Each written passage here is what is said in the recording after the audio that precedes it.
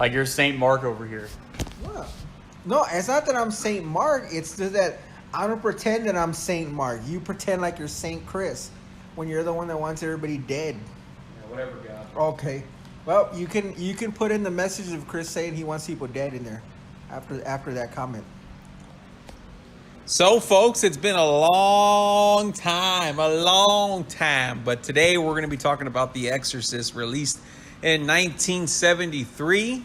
I'm here with, of course, Christopher J. Christopher J., how we doing tonight, Daddy? Doing good, sir. Doing good. Mark, dude, how's that Dr. Pepper treating you? Oh, dude, this fucking Dr. Pepper gets over like a motherfucker, dude. This is when you know you're all class, dude, when you drink the Imperial sugar. No, yeah, made with real sugar, Dr. Pepper, dude. You're all class when you drink it with glass, Daddy. Yeah, not when you're drinking fucking liquor out of a plastic fucking flask, dude. That's a fucking low life shit to do. You fucking drank that shit quick, dude. You Trying to get buzzed. I'm not trashing you, but your preference is just to chug it. Yeah, try to get buzzed. Yeah. You don't get like- over with, get a buzz. Let me eat this food as fast as I can so I can get full fast, dude. I mean, what the fuck? Instead of enjoying it, right? Yeah, what's the point? I don't get it. Just trying to get buzzed. I'm just here for the fucking buzz, guys. So you're banging a girl. You just want to bang her real fast so you can squirt right away, right? You don't want to take your time and. Okay. That's probably how he looks when he's laying there too, dude. So the Exorcist, dude. Now, before we get into the actual film, I'm gonna talk a little bit about crazy ex-girlfriends, dude. How about that? Because I know Mark's ran into a couple of Exorcist lady friends over his time, dude. But before we get into that, let's go ahead and go over the movie, man. As far as who was involved here, it was on a budget of $12 million, right? And it made almost half a million. Man, that's a good return, dude. After $500,000. Half a billion. 441.3 million. So that is ridiculous. Hey, but is that what they made to date, or is that what they did at the box office? Box office So, back then. 70 what? 73, dude. So Chris, do that adjusted for inflation. It's almost $1 billion, dude. So that's actually more than That's damn close to triple. That's what I'm saying. That's over $1 billion, right?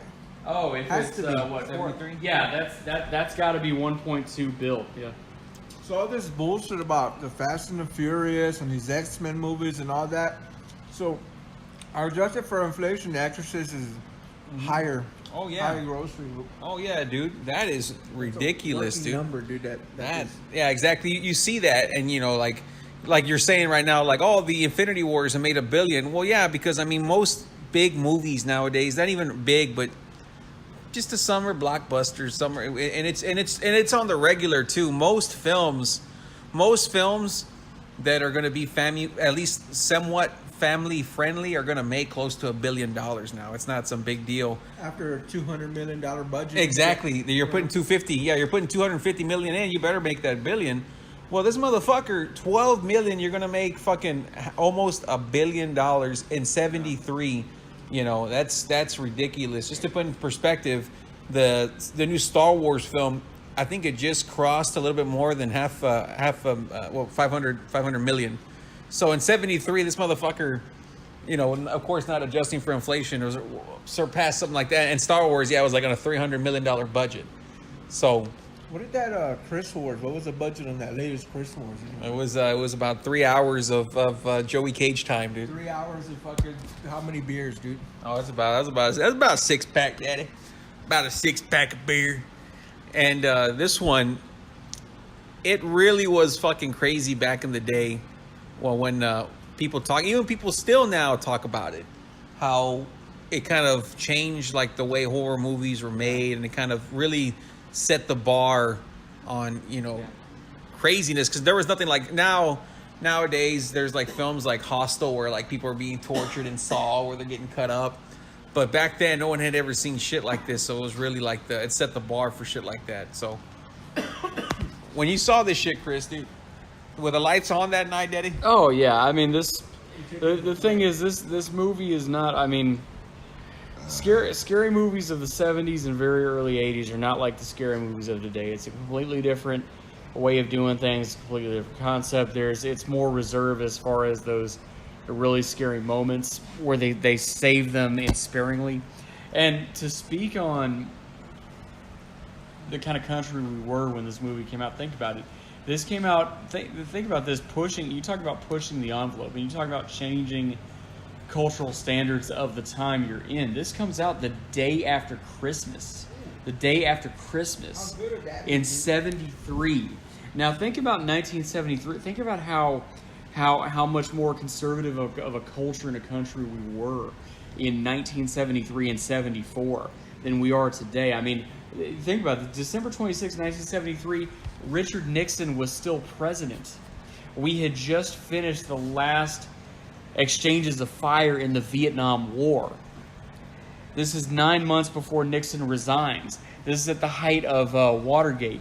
This is a country that, I mean, you weren't even fathoming concepts like gay marriage at that time. The cultural liberalism that we have today is not there. And I mean, you didn't have this culture of a majority of people saying they have either no affiliation to religious beliefs or a church at all, or religion is BS or God is BS or whatever, like most people would tell you today. Mm-hmm. This is so much different of a country and a culture to be putting out a movie like this. And I mean, it just really speaks to how willing even a large multi-billion-dollar conglomerate like Warner Brothers, and the courage it took for them to put this out there in this environment. Mm-hmm. Oh yeah, as soon as this film was released, they had to hire bodyguards for Linda Blair, our actor who plays Regan in the fucking film, because people wanted to kill her, dude, because they thought the motherfucker was the devil, dude. Do you know anybody that you think or act like the devil, dude, by chance? Male or female? Either or. Well, I know a few females that'll just, their head actually turns all the way around, dude. One of them just got over today, dude. Yeah. And then as far as I guess you can call him a man. I have one in particular that not only will his head turn all the way around, dude. Not only will his head turn, and the whole room will turn extremely cold, dude. But he'll still be sweating, dude. I know a guy. I know somebody, dude. You're not gonna mention any names. I don't want anybody hunting him down, dude. I don't want anybody hunting him down. You don't want him to have to hire bodyguards, right? That's what it is, dude. It makes sense, dude. So, this film, like I said, it really set the bar for horror movies, and everyone talks about it still, and you'll usually see it probably in the top 3, at the most top 5 greatest horror movies of all time. Now, we're going to go ahead and get to it at the end on what we think about the film. But let's talk a little bit about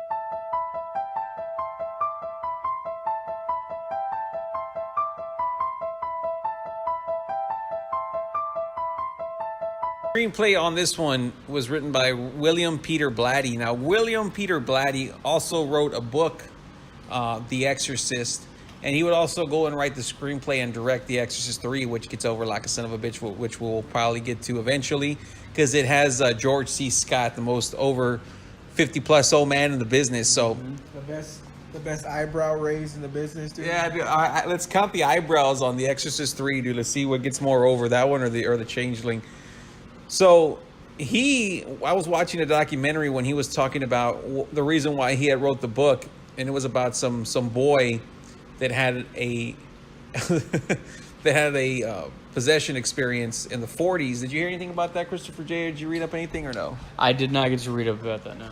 Well, basically, he was saying that, it was from the stories that the priests were telling him that he kind of believed that it was real, and the priest, or actually on that biography, you can probably find it on YouTube, and they were just kind of, they sound very convincing. But they did say one thing, dude, that kind of made them lose credibility. The kid, they were saying that, that it's kind of like on the Freddy Krueger gimmick, that he would show up with like scars on him, you know what I mean, on his stomach and shit like that. The kid? Yeah, the kid. But as soon as they tied him up to keep him from harming himself, or that all of a sudden it stopped. That the scars. He was cutting himself, dude. Yeah, it was working. It was working. I thought you were saying when he lost credibility was when he said that they didn't cancel, that they rescheduled or whatever. That's exactly. Yeah, dude. Well, you lose credibility that way too, dude. But Chris, you were telling us about your uncle, about He doesn't give him discounts at the restaurant, dude. and It's his own family, dude. That's real. No, that's Exactly. not the same person, but okay. But okay. No, so my dad and my dad's younger brother, my uncle, who passed last year, both of them got drafted during Vietnam, and my uncle actually did 2 tours there, like in combat roles, and even stayed in the army a little bit after that, and then made the rank of captain. But Chris getting his uncle over like but the thing is, so he's back in the States, and the Vietnam War is over, and he goes and sees this movie. He gets a 2-bedroom. Couple weeks after it comes out, and this is a Vietnam veteran who's had multiple bullets multiple times fired in his direction, and he is so influenced by this movie that, like, he goes over to my parents' apartment to stay with them for one night, because it's the first time seeing it. It shook him, moved him to that extent that he was like, I can't sleep alone tonight, man. This is crazy what I just saw. And I mean, you think about it, it's like if kids today and the generation today saw it, it wouldn't bother them at all, because we've been so desensitized to this kind of thing and this kind of thought. But this is so conservative of culture at that time, and so unexposed to this kind of movie concept that, I mean, if you grew up in that in the 40s and 50s and 60s and then see this in 73, that's going to mess with your head, yeah. What do you think about that, Mark? I don't know. I don't want to speak ill of the dead. That's all I'm going to say, dude. I've never met Chris's uncle. I can't say anything bad about him, so I don't want to say nothing bad. I can't say anything about that, dude. So what's your background on The Exorcist, dude? When's the first time you seen it, dude? I was probably 10 or something like that, watching this motherfucker, dude. And what was it like back being a 10-year-old watching this fucking movie, dude?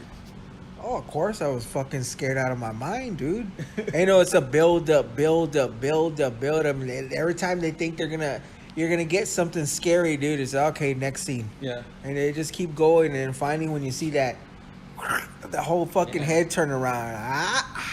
Yeah. That's when you gotta go tell your grandma that you want to go to bed early, dude.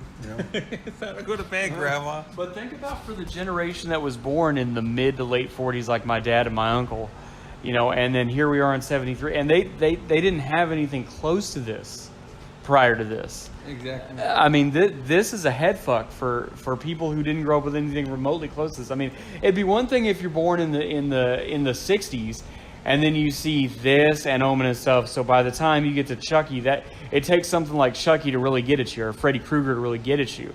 But I mean, this gets at you when you grew up in that simpler, good old times generation. Did your dad watch this at the theater, Chris? Yeah, my dad saw this when it happened. I never asked him. I never asked him. Time to talk to him. And that's not a dig or trashing. I want to know how another person reacted, because I don't remember my uncle telling me anything about this like that. But how old is it? He's obviously not as old as you. My uncle's they're like in their mid 50s, something like that. So born around 62, 63. Okay. Chris is trying to impugn my family. No, I'm not. I'm just saying, like, the generation that were preteens and early teens in the late 50s, I mean, that was such a simple, goody two-shoes, conservative culture time that this would have shaken a lot of people. No, it's true. Like, I mean, just think about it. Like now, the way kids, like we were saying, the way movies are made now is completely different. But also, like, you always see people get killed or beheadings on the internet. Now it's like it completely, like, it desensitizes you. Back then, you never saw anything crazy. Like I think the from what I'm sure there's other movies from what I think about it from pre-73. I mean, what was there? Psycho. What you really don't, it's like a guy killing a lady, but you don't even see really anything. You just see the knife. You don't see the stab wounds. You don't see anything crazy. It's just kind of, the big shocker was a skeleton there. It's like, okay, so seeing, like he said, fucking little girl fucking completely twist her head around, fucking vomiting green slime and scars all over her face, fucking cursing, doing all this crazy shit. That it was like, holy shit, what the fuck am I watching? It's like almost like watching a porno you know, with family, you're like, what are we watching? Especially in 1973, it's exactly what it was like. It's like, what should we be watching this now? It's like, we see way worse things now. So I hear way worse things on a daily basis on the group chat. That's for sure. That's for damn sure. Christopher J, any comment? Did the girl ever say that she wants people to die on that? All he says is your mother's in here and that kind of shit. But she doesn't say I want you to die. Fuck. He doesn't say anything like that. This is 11 years before Nightmare on Elm Street 1. Yeah. Think about it. 84, I think it came out. And, Texas Chainsaw Massacre, I think it came out this year also, or it might have been a little bit later, 74.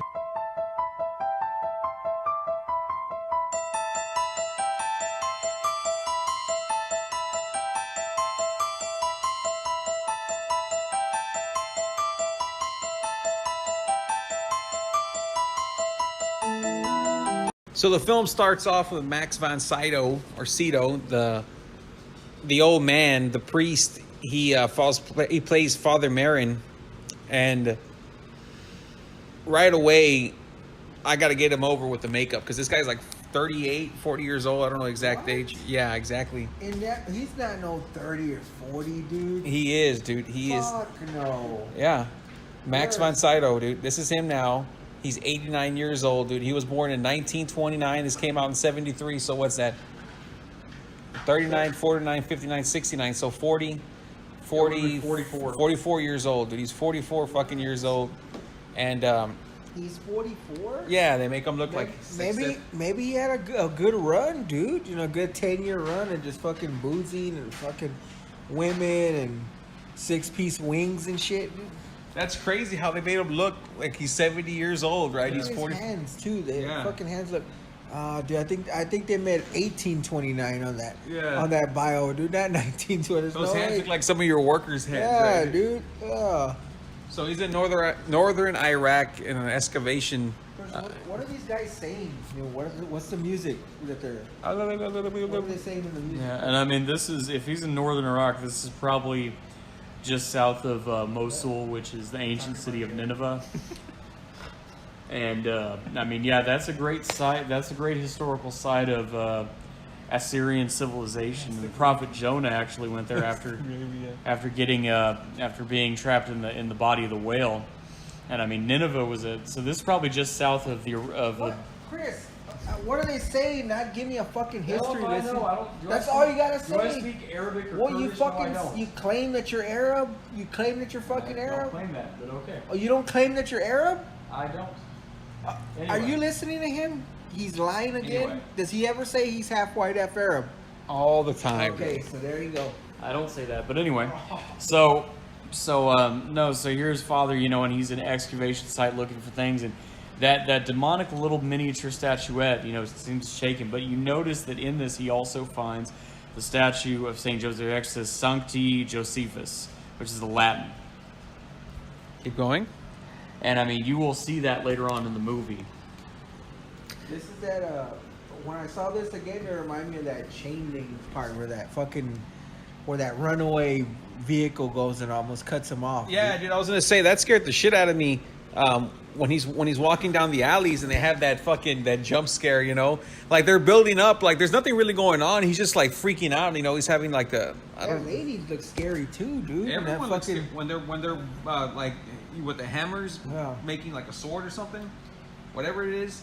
That guy with the fucking gimmick eye and shit, he's fucking looking at him, and you know, it's like, wow, dude. This whole little thing is just.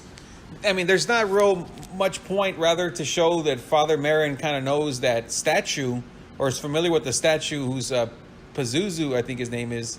It's like a demon or some gimmick shit, and he's staring at it, dude, and it's just fucking crazy the way they get it over. You know what I mean? Like the music. That's the little figure, right? Yeah, exactly. Yeah. So I'm assuming that he went over here to, like, I guess, to compare or something like that. Yeah. Get some scholarly advice from one of the local universities where there's an English-speaking professor. About the statue, Chris, he finds a little head. He finds a little head. Like that one's a travel size one, dude. Yeah, you take that one. You take that one with you when you want to go put a curse on somebody's house. You just drop it in their mailbox, And that one's for the whole city. You curse the whole city. Yeah. You know about curses and voodoo, Chris. You always wish bad on people. And then the most pointless scene. The one thing I like about this movie is it has like a lot of stupid scenes. Like we meet the mother. Her name's Chris, and she's like an actress.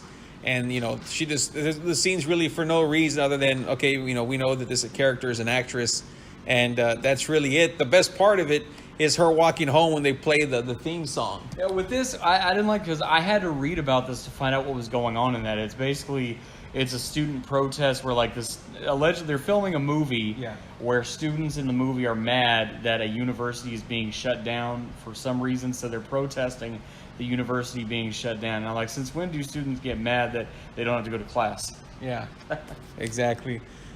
When she's walking home, doesn't the fucking walk area look like in Rocky 2 and shit? Yeah. I was thinking, hey, Father Carmine, hey. Yeah. Hey, it's the bum. Yeah. It's fucking so she gets home and we meet Reagan, but on her way home we also see the other priest, Father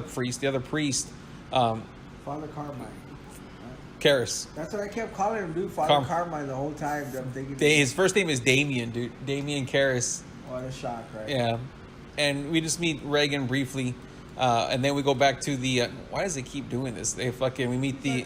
Oh, what a pony! Yeah, that's what she's. Spoiled rich bitch. Yeah, dude. Yeah. It's funny you say that because I was gonna laugh. I was like, dude, who the fuck asked for a fucking pony, right? I know somebody. I know somebody that asks for over the top things. It's no big deal. My sister has one. I gotta have one too. Who does that, dude? Okay. Well, it's not that one over there, dude. It's a girl I know, but anyways. Oh, okay. Yeah, and then Father, where I call him Damien because I forget his name, Father Karras.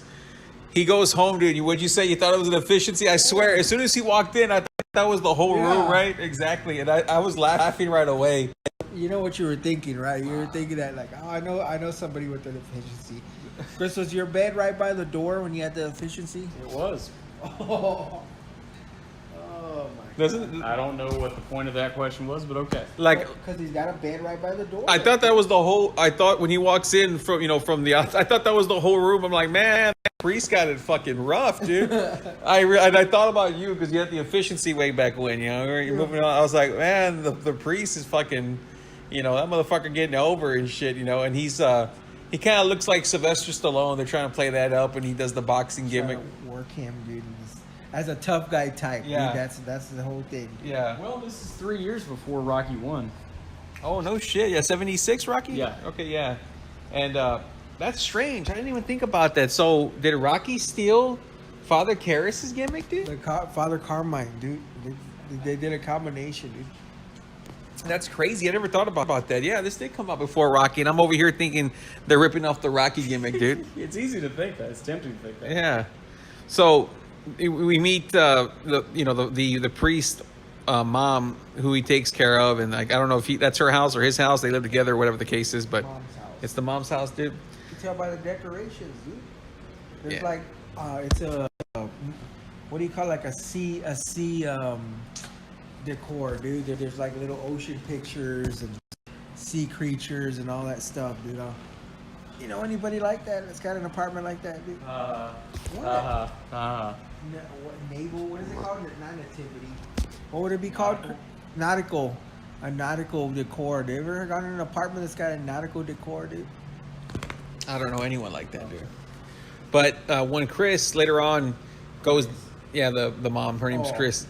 Yeah, when the mother, we'll call her the mother just for Christopher J's sake, goes down to the basement where Reagan like hangs out. She has her paint gimmicks and everything.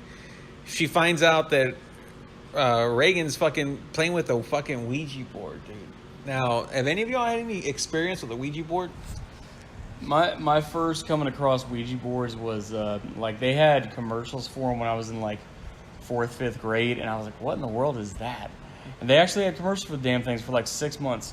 And I remember my next door neighbors, those kids, they had actually gotten one, but we never played with it, but they had gotten one. And then like as I got older, I found out what it was for, like at a prayer group at my church. I was like, ooh, I'm staying away from that. And I mean, that you open up just a world of demonic stuff. And I mean, you see that freaking thing jumps out of her hand. Yeah, exactly. Have you ever had an experience with the Ouija board, dude? You know I have. I don't know why you're asking, dude. Well, let's hear it, dude. Let's hear it. The folks at home want to hear it. Because Chris is gonna get.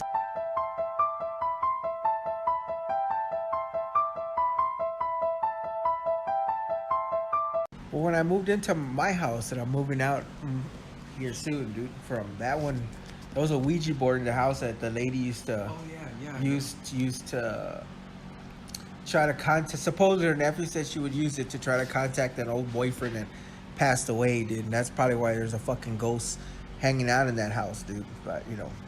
So you found the fucking Ouija board? Yeah, the first day, dude. We started. I told y'all, motherfuckers. I know you did, but I forget, dude. It was on that. It was like I'll never forget. It's just a blue chair, dude. A sofa chair. You know, it like a little rocker, dude. It was on the fuck. It was covered in clothes and shit, dude. And the guys are freaking out. They didn't want to touch it. So of course I had to do the whole tough guy routine and grab it and throw it in the dumpster myself, dude. 'Cause everybody's afraid. You never drop it before you put it in? I threw it in the dumpster and kicked it, dude. Kicked it into the dumpster. That's fucking. Yeah, I don't fuck with Ouija boards. You know, I'm not a big bad tough guy, but I think we should get one for the next podcast. I'll buy one, dude. I'll buy a fucking badass one, dude. No thanks. Everybody that does a podcast here needs to do. I don't Just want to be in the ask same it. room with a Ouija board. Yeah, One dude. question, dude. Just ask one question. Nope. I'm afraid. What's asking if Nancy's gonna, if she's ever gonna give Chris a break, right away just gonna say ha ha, dude. Just gonna spell ha ha. To go tee. I would. That's one of one thing that I won't even fucking. I wouldn't even ask it a question. I won't put my hands on it. You know what I mean? Am I right, Christopher J? I wouldn't even put my hands on that thing, dude. It's a Ouija board, dude. Who makes it? Mattel? I know. What the fuck dude. are they gonna do? I know, dude. But it's the whole. That's the meaning of it. It's not who makes it, dude. It's the intended use. Exactly the intended use, dude. It's for laughs, Chris. It's for laughs. No, I'm not doing that, dude. Like you said, dude. That's why your place is all fucking haunted, dude. But we're gonna get to that, Is that George McFly, dude? And it looks like LBJ behind the bar right there, dude. Oh shit! So Father Karras is drinking like a son of a I bitch. thought priests couldn't drink, dude. Chris. Who said that? Who said that? Isn't the Bible talking? LBJ doesn't look like LBJ, dude. It does. Oh my gosh, no, and I mean they can't get inebriated to an extent, but they can have a drink. Or 12. Always a built-in excuse, dude. Yeah, we're great, dude. time, dude. Later on or a few days later, he doesn't really tell because this film, it kind of like there's not really a set timeline, kind of like skips around, and I didn't know that till I watched it recently because I'd seen it before, but like because the priest, Father Marin, or not Father Damien Karras, his mom's fine, and then all of a sudden she's in the hospital, and then all of a sudden she's dead, and it's like just kind of like and I was like, what the fuck, and I kept on rewinding it because I'm like, am I missing something? Did I, because you'll get up, get a glass of water or whatever, and you're like, did I not pay attention? Are you stupid or something? Right. But it just kind of skips around the timeline. That's why when we're watching these movies prior to these podcasts, I will watch the first half hour like 2-3 times to make sure I don't miss anything. Yeah, I like to write notes for at least the first hour, depending on how long the movie is, because you'll forget when you're watching something. If it's 20 minutes in, 30 minutes, 40, okay, then you'll forget because the last ending's probably the most part you'll talk about. But so the mom starts hearing noises in the attic, dude, and she's thinking it's rats. And they have the jump scare from hell on this one. It's that fucking. It reminds me of from the Changeling too, when he's like Mr. Tuttle. Yeah, Mr. Tuttle, and he. Fucking he whispers and Mr. Tuttle hears him from outside, dude, fucking barging in there. Someone called me, dude. So, Dude, my attic like that is I have one like that at the new house, dude. it's that There's fucking that big. much room you could stand up in there. I mean, Chris probably can't stand up in there because he'll fucking fall through the boards, dude. But I mean, that's him, dude. If you had an attic like that and you heard noises, do you would just go up there no problem or what? Oh no, I'd have a crew of people and we'd all have LED flashlights, man. Man, I ain't gonna mess. What could be in your attic? You don't mess around with that, dude. No. With in an attic? It's just like another room in your house. What the fuck? Okay. Oh, okay, you're God. It could be a raccoon. It could be a possum. It could be a demon. I mean, what the fuck? What's the problem? Could be a demon, exactly. Could be a Chris, demon. but that fucking demon would see you and fucking freak out. Get out. You're not living here for free. Get out. I want my $400 now. Flat. And then when we go to the church, and what the fuck happened there, Chris? They put those Madonna breast cones on the Virgin Mary, which is completely desecration, completely inappropriate. Doesn't Reagan have those kind of arts and craft gimmicks in the basement too? Yeah, I think so. She's arts crafts chick, but do you remember why they started having Reagan take tests? Because she hasn't started acting crazy yet, right? When she starts. No, well, she's saying that she's hearing noises. That's and what all it that is. shit. Yeah, she's hearing noise. They start running all these fucking tests, and he starts telling her like, "Oh, yeah, no big deal, right?" He starts the doctor. You know, he tells her like nothing's going on, right? He's like, "Oh, well, it could just be." I think she says something to him, like curses at him or something, and it says a bad word. Yeah, she's like, "Oh, my daughter's never cursed." Yeah. Like, what are you talking? What are you talking about? Yeah. But what the hell was I gonna say about that, dude? I should have wrote that shit down, dude. Oh, he prescribes her Ritalin, right? That's what it is. Yeah, I was gonna say it's like, oh, it's nothing. It's just this. She's That's how you know when someone's a fucking lunatic when they're taking Ritalin. Oh. You know anybody like that, Chris? no, can't say that I do.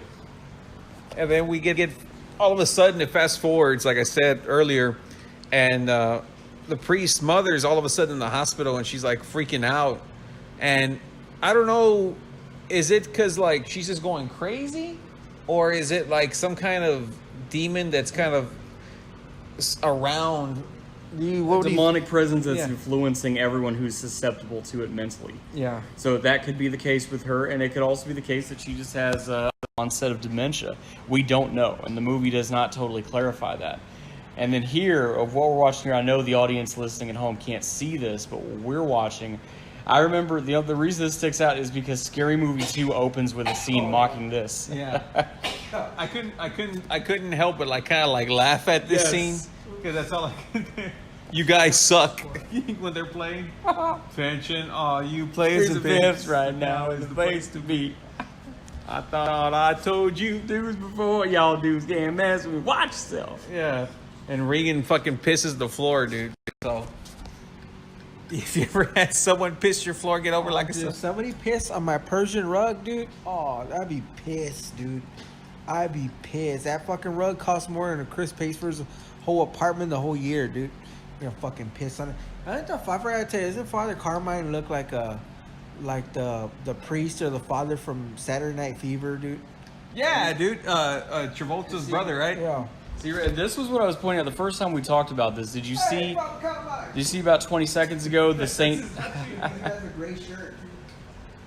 So his mom's dying and he knows it, but he's having this dream that's a premonition. Yeah. Of his mom going up the subway stair rails, and he's far away and he's trying to run to get to her so he can make a last physical contact with her before she's gone. Yeah. And she goes back down. And this, what I was pointing out, is that same St. Joseph medal that Father Marin saw in Iraq, and he saw it crashing to the ground on the steps. And then did you see even earlier than it crashed to the steps, that demon face? Yeah. Yeah. Exactly. And this is a premonition for Father Karras. Chris, I've seen you make that face before. I've seen you make that fucking face, but scarier. That demon face that like flashes for fucking half a second, dude. The Pazuzu. You talked to who at HEB? What? You fucking didn't run right away for dear life. He wanted you to run for dear life, dude. But yeah, it's disturbing. Him having those visions of his mother, basically dying or going away, and then Symbolically dying. Yeah, symbolically dying, and a lot of the imagery in this this middle section. This is where it starts building up the savings, dude. Regan starts going through more tests. They're doing all these brain scans and blood tests, and like to me, that's like the most disturbing thing to see what she has to go Actual through. testing, right? Yeah. It's a motherfucker. Oh, When they put that thick ass needle in her, in that Yes. vein in her neck. oh.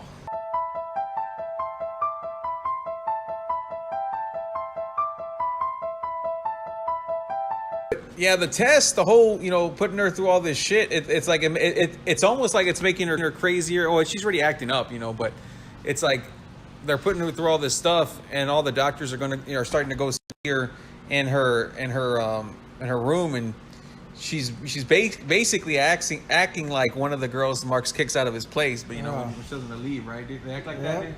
Oh, they're worse, dude. That's tame, dude, compared to you motherfucker. Now you're fucking somebody in there. Okay, dude. All right, go home. And they're fucking telling them that it's holy shit when she does the fucking. That's what I imagine Chris doing, dude. Seriously, when he gets like really pissed off, dude. Like I imagine him walking backwards, upside down on fucking stairs, dude. Yeah. Not Bray Wyatt walk down the stairs. Yeah, the Bray Wyatt, exactly. That walk is just fucking. That's freaky ass shit, dude. I mean, I could imagine Christopher J doing that when he's upset. But they start talking to a priest, it's a detective, because the mother's one of her friends gets thrown out a window or some shit.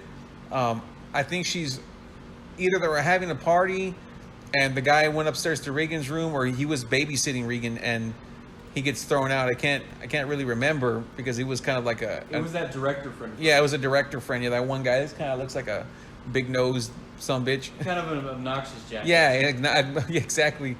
So I didn't really care. I'm like, okay, well he died, but then they start talking about how the way he fell down wasn't like, well, there's no way, that he could have done that or she could have done that to him.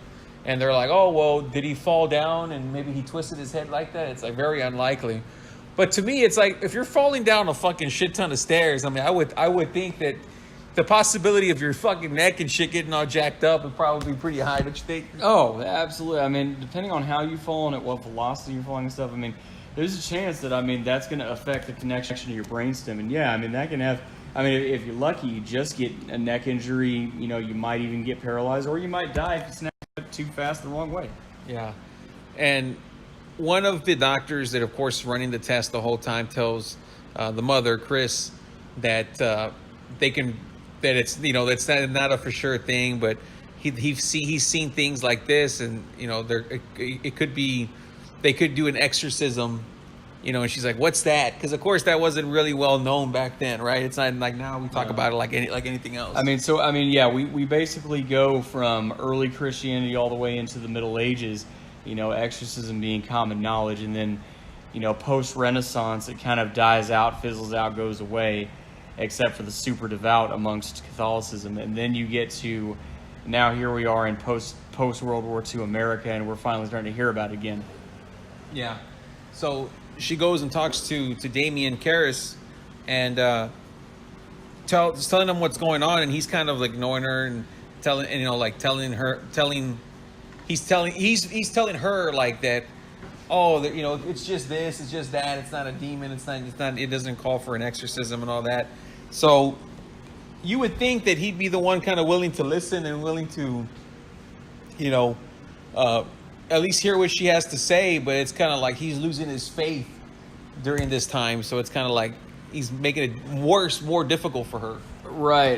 He's kind of being pushed to the side, kind of throw it off like, hey, it's not a big deal, we don't need to be too worried about this kind of thing. And he's like you said, in a spiritual crisis where he really doesn't want to be bothered with this kind of stuff. He just kind of wants to. It's kind of when you're going through difficult times mentally and you don't want to be confronted with something that's going to challenge you like this. You just want to be left alone to live, to exist day to day. Yeah, no, I agree. Yeah, he just wants to be left alone, right? He just wants to be left alone. I'm breaking it down for the listening audience so they can understand where the guy is at mentally, and you just want to be dismissive. I am going to be dismissive because it sounds like crybaby coddling bullshit. Well, the priest, his mother. If you're a priest, then you automatically, no matter what happens, you got to believe, dude. If you don't believe, then you can't be a priest or whatever you want to call it. That's it. It's black and white, dude. No bullshit. No coddling. Well, that's the thing is that, he, it should be that way, but he lost his mother. Yeah. He's a drinker already, so he's going through this time. He doesn't want to have to deal with. He's like, you got to understand. See, here's the thing. Here's the thing you got to understand. A lot of people who became priests in the 60s and 70s, you got to understand Catholic culture in America was so different back then than it is today. It's the kind of thing where, they kind of identify you by early high school. You're going to be a priest when you grow up, and you have all this peer pressure and social pressure from adults around you who are kind of pushing you that direction, and so you kind of go with it, but you never really got to have that normal adolescence because everyone around you had these expectations of you. So then when you get into it, you might, if you're not a Saint Benedict, then you're going to go through some difficult mental and emotional times. Like now today it's different because you don't have that kind of monolithic Catholic culture in this country. Today, people become priests freely of their own volition to do so, but back then it was a cultural peer pressure thing. Now, you say that either you believe or you don't, and yeah, ideally you're right. Ideally that's true. But think about this. Peter the apostle was there to see Jesus himself do every miracle under the sun. He was there to see Jesus on top of the mountain show himself in his God form, not even his human form, and bring Moses and Elijah to his left and right hands.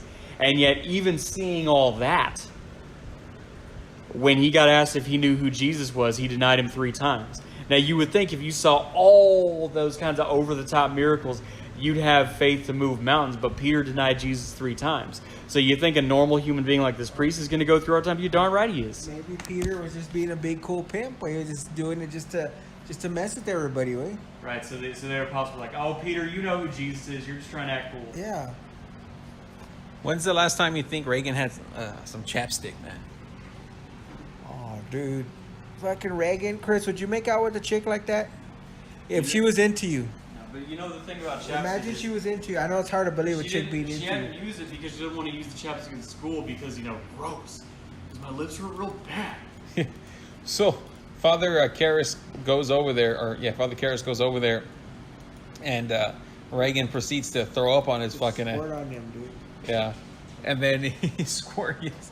And he goes, and the next time he goes by, he brings a recording, and he throws holy water, but it's not really holy water, dude. It's just fucking getting over like a son of a bitch. It's gimmick water, right? It's the gimmick water, dude. And they fucking, he uses that to tell Chris, not Christopher J, that, I threw water on him, but it wasn't blessed, and it got a reaction out of him, and I think she's working. She's working, yeah. Yeah. But the whole thing is, well, they're doing that, so you'll leave. I think the mother tells him. But wouldn't that be the thing to do? Is that you don't and he asks him, well, how come if you're the devil, why don't you do something? And he tells that'd be, what does he say from the Pantera album, vulgar display of power. The vulgar display of power, dude. And I was like, dude. Yeah, so I started jamming. That fucking house, dude, that they live in, dude. It gets over. That's a fucking estate, dude. That's not a house. It's like a 2-bedroom apartment. You like that kind of, like when the priest room, you liked all that wood shit, right? Is that what you're into? I like it, but I wouldn't have it at my house. It's too dark, dude. It's just too, fucking gothic-y. I don't know how to explain it, dude. Maybe it looked beautiful, but after a while, I'd have to say, let's paint it, and that'd be fucking, terrible to do something like that, dude. Yeah. So it's kind of, it's good and bad for me, dude. So Father Karras goes to the at the priesthood, or what do you call that guy? That's probably the auxiliary diocese. So he goes over there and he talks to him and he tells him about that he wants to perform the exorcism on his own, I think, and he tells him, no, it's much too difficult for you. We'll get Father Marin. Yeah. And they talk about how he's dealt with this before, and he just got back from Iraq a few months ago. So that's how we know there's been kind of a time jump.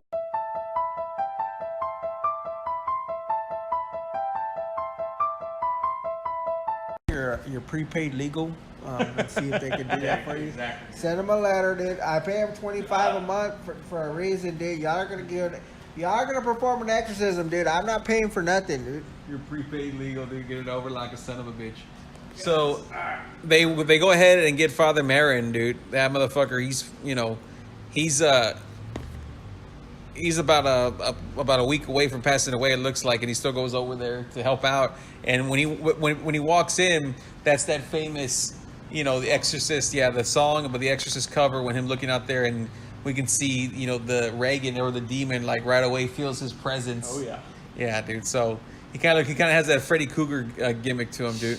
That was that Jeepers Creepers outfit, dude. Actually, Yeah. with the hat. He's like, "Fuck, dude, that's my." I was laughing at that, dude. When Father Carmine first walks in, and he sees her, and then he's like, "What the hell?" Closes the door, and they do that then Scary Movie. Oh, He's like, fuck this. Yeah. Exactly, dude. I thought that was I couldn't watch this movie after seeing Scary Movie because I saw Scary Movie first. I think it's Scary Movie 2 when he does everything, right? Or might be, Yes. and I saw that first before I saw The Exorcist, so I saw all that shit, and it just made everything like ridiculously funny in the Amityville. Yes. They all do all that stuff. Like you said, he walks in, fuck this. Yeah. When I was watching this movie, dude, I don't know. I just got on YouTube and just kind of try to get a little background on the thing. I didn't know that fucking room was that cold, dude. Oh yeah, exactly. For dude. that, to do the freezing, dude. Yeah, it was. I think it was 0. I think they kept it at 0, dude. And then if it would go above a certain amount, like a little, they would turn off the lights because the lights in there make it hotter. Yeah. So that fucking room. That's why the smoke from their mouth or the air that you see the mist. That's real from them, dude. That's how fucking cold it is. And Linda Blair, it's funny you mentioned that she talks about that she hates the cold now because of this fucking scene and all the jumping around that they went through, like with her, being tossed around, and the mother too earlier in the film, that they both have like problems now because of like there were real stunts, being thrown around like that. I think the mother has I think it's her neck or her back, I can't remember, but she has permanent issues now because of that. And then Linda Blair, like I said, hates the cold from doing that. Can you imagine doing this for hours? This was a long ass shoot too. I don't remember how long, but it was months. It went way longer than expected, and it's like, wow, dude. Like back then, it was no bullshit CGI. Like you see an Avengers film, right?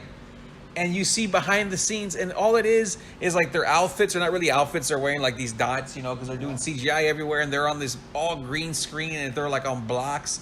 And then you see that the whole world that was added to it. I'm like, man, it's like that must be boring as fuck to do. Like you're just running around like on a fucking jungle gym instead of actually being there, doing the actual work, getting it over, freezing your ass off and all that. Like completely different filmmaking back then compared to now, man. Once you like with all the race, like Fast and the Furious, like with all the race car, all that shit's bullshit. Like back then, it was actual. If they were racing, they were actually racing or doing something. At least a stunt double was. Oh yeah, and I mean, you feel a lot more genuine because they're really in this kind of environment versus when you can dismiss it in your subconscious by saying, it's all computer graphic imagery. Yeah.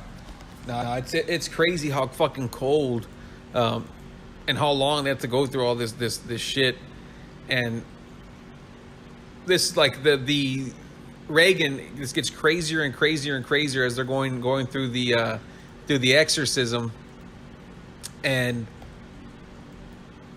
Father Marin asks Father Karras to leave the room so he can take care of it, and as soon as he leaves the room, he that's what Reagan looks like Chris there, right? When she does the stare, and Father Karras comes back in there, but it's too late. It's kind of depressing, and it's kind of like weird the way like I'm gonna say Reagan, but it's like the demons like just looking at them, right? Like you can't say if they feel like feels bad, but it's like the sinister, like I don't know how to explain it. What do you think? What do you think that demon? Hey, right there, did you see how the demon was giggling the way Mark giggles when he makes fun of someone?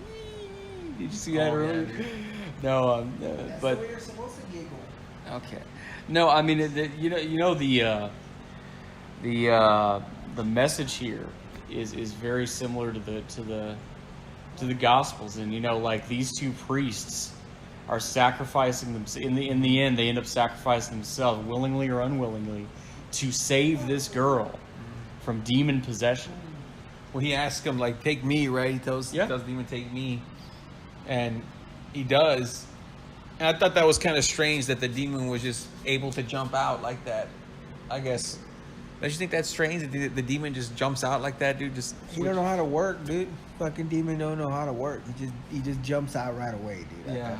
That was kind of silly, dude. Yeah, I thought it was quick. Just all of a sudden, Father Marin passes away, dies, and then he starts beating the shit out of Reagan. ask him to take him over, and then he jumps out the fucking window as soon as it happens, and that's it. You know. And then, of course, the cop's there within 2 seconds. No big deal. Well, he was there earlier already, right? That stupid hat on, too. Yeah. And he comes out in part 3. Again, that's how I recognize him. That's why I know he's the detective. But that's the Exorcist, man. And we didn't go into too much detail because of all the crazy shit that's going on. And his father... Is Damien Karras still alive there? He's moving his hand. Yeah, he's still working a little, dude. Oh, he's doing the Terry Funk, Yeah, right? His priest buddy is like sadly, intensely lamenting his loss, knowing what's about to happen. I mean, you know, you just got to understand, exorcising demons out of people is no easy matter at all. I mean, you think about it. If you just go to the Gospels, you see how the apostles who were around Jesus in his presence right there. There's this one part, I can't remember which gospel it is, and they can't get a demon out of this one person. And then Jesus comes and kicks the demon right out. And they say, why were we not able to kick the demon out of this person? And Jesus answers them, this is a very tough kind of demon. And this kind of demon, to get it out, requires prayer and fasting. And I read interviews with exorcist priests. And I've listened to probably an hour interview on Catholic radio a few years ago with one. And I mean, they will tell you stories about stuff, man. I mean, how they even survive just one of those, they have all my respect in the world, because they are there basically in a way face to face with Satan himself and his legions fighting that. And I've heard them say that the point of an exorcism is they want to control a soul to bring it to hell. And one of the ways which they do that is they bring people to such a down state, both mentally and spiritually, that they commit suicide. And of course, they then go to hell. That kind of thing is one tactic they use. And another one is, I heard the one priest on Catholic radio was saying, I have minimal trouble when I invoke the Virgin Mary, because most of these demons that I deal with are just scared to death of her. If I even just invoke her name, it has an effect.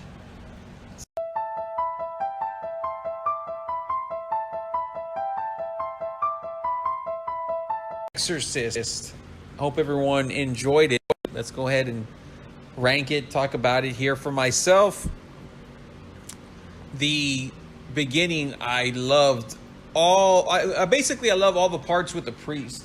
Those are my favorite parts, whether it's Father Marin in the beginning, Father Karras, talking with people. His dialogue's really good with whoever he's talking to, and it kind of like draws you in. But the whole scenes with Reagan at the hospital, it just seems so fucking prolonged. And I mean, I understand they have to let us know that, she's getting fucking worse and worse and worse. But that was like the biggest problem for me. So I felt those parts could have been trimmed. I don't know if it would have had a different effect on the movie, because the movie's about 2 hours and 10 minutes fucking long. It's a long ass movie. I think if it was like an hour and 40, it would have been much better for myself. I still enjoyed the shit out of it, and I love the way you kind of summed up the whole kind of meaning that the priest did and all the sacrificing that they did. So I was gonna rank it a little bit lower, but after rewatching it here and talking about it and kind of getting to the badass parts, I'm gonna give it a 7.5 out of 10. It's still a badass film, and I think it's fucking remarkable for its time. But since we're talking about all films in general and for myself and things like that, like I said, 7.5 out of 10. Just because of the whole scenes at the hospital, they kind of like bore me, and it seems like an hour of the film, at least an hour and 15 minutes, they're in the fucking hospital. Right. What do you think about this? I agree with you, and I'm going to say you're about dead on with that 7.5 out of 10. Maybe at worst a 7, maybe at very best an 8. And I say very best would be just because of how groundbreaking and how challenging of the cultural mainstream this was. Remember what I said about Nightmare on Elm Street 1? I said it was a fast-moving stream. You're never bored. It's always very engaging. Something is always happening. That's complete opposite case here. And it's not even like Changeling and Omen, where those are slow build-ups to something that just grabs you. This has a big lull. Like the very beginning of it, when he's in Iraq, you're kind of like, okay, what's this getting at? And then when you see with the daughter and everything, okay, what's this getting at?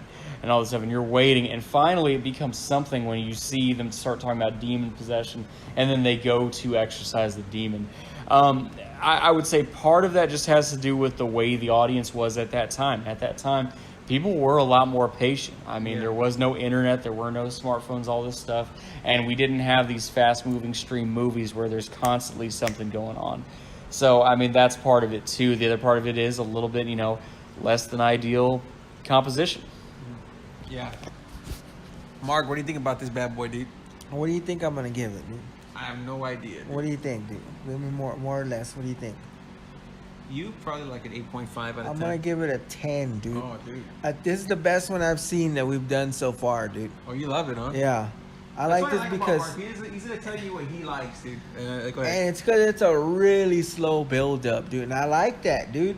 I like the slow build up, dude, on movies, dude. I like a lot of dialogue. I like a lot of fucking acting. I want fucking detail and shit, background and all that shit. I don't need the fast paced horse shit, dude. I don't need that bullshit. So dude. you have no problem with all the hospital scenes? No, dude. I like that. Because like that, they're going. Everybody's at the hospital. Fucking, what's her name? The Reagan.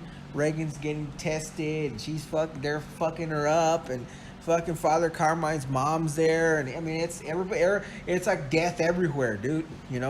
Yeah. So goddamn. So Son of a bitch. So I like the slow build up, dude, and I like the acting. I like fucking dialogue, dude. No, I do too. like dialogue, dude. That's why I love the Changeling, because it's all dialogue. Yeah. And it's just him. Yeah. It's just working by himself. dude. No, it's him and his eyebrow. Oh, the eyebrow, and then Mr. Tuttle, dude. In that fucking badass Tuttle? house, dude. But it's I love. This is a great movie, dude. I wish I had a good soundtrack like one of the Freddy's dude. But I mean, you can't have everything, dude. What would you do if they walked into Reagan's room and ding, ding, ding, She's ding, there, ding? but she possessed or not, dude. That's the thing. She's possessed and she's still cleaning the room, dude. She's Oh, still dude. trying to get it over, dude. Yeah. I think this is a 10, dude. I think this is a 10. And second has I like the I never seen it before, dude. Till I had to watch it for the fucking podcast or whatever, dude. That's my second favorite horror movie of all time now, dude. The Changeling, dude. Oh, really? I that's like my it, favorite. dude. Yeah, it's my I like favorite, it, dude. yeah. There's a lot of dialogue, a lot of build up, dude. And of course, that motherfucker, who can get angrier at a demon, dude, than George C. Scott, dude. Other than Chris, What do dude. you want? Other than Chris, dude. Chris is fucking. You live here for free. Yep. Yeah, that's how when I did I really sat there, and I don't go off of like I'm like you, I don't go off what other people say or whatever. Like I really make a top list of what I think is my favorite and what I want to watch. And yeah, the Changeling, I love the fucking Changeling, and it's like it's a horror movie, right? But it's almost peaceful for me. Like I put it on and I just relax, like with all the good music that's playing, all the dialogue, all that stuff, and that's probably my favorite. This one, like I said, the first time I had watched it, I was kind of like, oh man, this motherfucker, it's taking forever, all the bullshit. But I really, really love all the scenes with the priest. Like I love the dialogue and The Exorcist 3. You've ever seen Exorcist 3? Oh, dude, I seen it a long time ago. All I remember was that lady in the hospital, like walking upside down. Yeah, dude, and yeah, I was talking ceiling or about whatever, dude. yeah. That's it, dude. Not only does it have George C. Scott, of course, but it has all the dialogue that George C. Scott gets over. So that one, like, I love to death, probably more than The Exorcist, because of him. Than this one, but this one, like, no, it's like I said, the hospital scenes bore me just because all you're hearing is. I'm like, what the fuck? Like, and it's kind of, to me, it's kind of disturbing. I guess that's what it's supposed to do. It's a little awkward. Yeah, exactly. It's awkward, and it's not just once or twice, but it's like 4 or 5 fucking times that chick's in the fucking hospital. They're trying to get her over, dude. They're trying to medically find out what the fuck's wrong with her when, she just had somebody send her a bunch of fake profiles and she just couldn't take it anymore. Started freaking out, dude. Yeah. But is that what's going to happen eventually, dude? We're going to start taking you to the hospital and start blowing up like that, dude? Yeah, probably. Can you just give me the number to the priest that you want them to perform an exorcism on you? Cause I'll call him right now. I'll call that motherfucker right now, You have dude. to visit the Archdiocese of San Antonio, which is right by San Fernando Cathedral. That's right there by my house, right? San Fernando, that's that. You see how close I'm gonna be? I'm gonna be centrally located to everything, dude. When I move, so whenever I gotta get Father Carmine on the phone, dude, just walk down the street, dude. Say, Chris is possessed, and he's like, again. He got another profile, huh? Yeah. You know him, dude. Oh, Mark, La Familia, come here. Oh, they're doing great, Father. Hey, look, this is my friend Tommy Gunn. Hey, yo, Tommy. It's crazy when you look at the accolades this motherfucker got. He got nominated for 10 Academy Awards, dude. And it was the first horror movie to be nominated for Best Picture. Like, that's the thing, too, is that, you know, horror movies, they really don't get, like, the fucking recognition that they should because it's a horror movie and it's kind of frowned upon, you know. But this film, you know, even back then, all the way till now, is still considered, you know, like you said, your favorite horror film, considered the best horror film of all time, you know what I mean? It's like, it's that up there, dude. So what the fuck do I know, right? Best supporting actor, Jason Miller. Who's Jason Miller? Father Carmine? Yeah. Oh yeah, Father Karras. Yeah, dude, that has to be the priest from Saturday Night Fever. He died 2 weeks before I graduated high school. Son of a So bitch. he killed him, Chris. Yep. Man, he wait a minute. He was just 8 years younger than 9 years younger than the old priest in that one, dude. The quote unquote old priest. Yeah, dude, exactly. He was born in 39, and I think he was born in 39 too. I think they were about the same. I think he was actually older than Max van Sydow. Oh, Max is 29, born in 1929, dude. Was he? Yeah. Oh yeah, he's 10 years. He's 10 years older. So yeah, he's 10 years older than Father Karras, dude, and he looked like fucking, you know, 30 years older, dude. Hey, I didn't know this, but if you go back to Jason Miller's page here, if you look at the or the list of actors anyway, yeah, and you see Jason Miller as Father Damien Karras, S.J. Do you know what that S.J. means? It means Society of Jesuits. So they didn't even really emphasize that much, but he was a Jesuit priest. He's really a priest? No, but he was the character is a Jesuit priest. So Ignatius of Loyola is the founder of that order, and interestingly enough, they have that order has a good amount of exorcists. So it's pretty interesting that they would add that little detail. can you believe that was his first fucking film, dude? Wow. He's a badass actor, right? I didn't know that Devil's Advocate was a remake. The one with Al Pacino and what's his name? Is it a remake? Is it a remake for the same one? Yeah, it has to be. It's got the same name, dude. But that's amazing to me, dude. That was his first fucking film. He showed up, set the territory on fire. Yeah, dude. That's he was my favorite actor in the film. You know, I mean, Max von Sydow, he's badass too, but he's not really in the film too much compared to Father Karras. He's in there. I mean, like 70% of it, and when he's in a bad mood, you feel him in the bad mood. When he's like sad or he's freaked out, all that stuff, he gets it over, dude. He was probably my favorite, like I said, my favorite actor in the film, dude. You know, your own emotions ebb and flow with his emotional Exactly.